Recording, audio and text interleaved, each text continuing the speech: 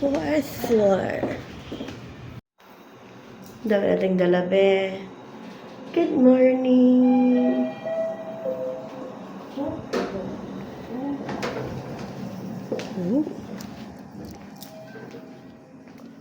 Good morning. 9 o'clock na. Ilang mic yung gagamitin natin? I just need one for myself and then yung isang mic siguro dito sa gitna. Tapos, pwede ba nating... Yes, ma'am. Wow, merong design. Okay. Siyempre, ako pinakauna. Ako ang trainer.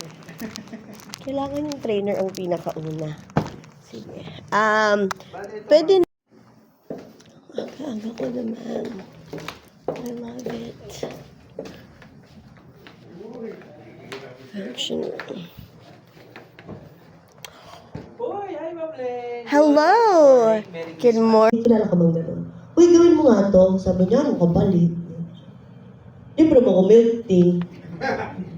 Oh, ba't kayo natatawa? May gananan na. Diba? Libre mo ko milk tea. Libre mo ko Starbucks. May sweldo ka na kung gusto mo pa ng kapalit. Diba?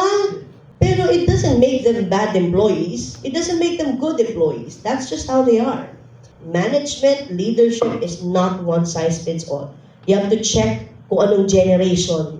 You have to check yung gender. You have to check kung ano yung background, probinsya, saan sila nagtrabaho, educational background, professional background. Lahat ng bagay na yan, kailangan alam ninyo so that you can lead them and coach them effectively. Anong gagawin mo? Bawal po pumatol. Thank you very much. Yes, friend.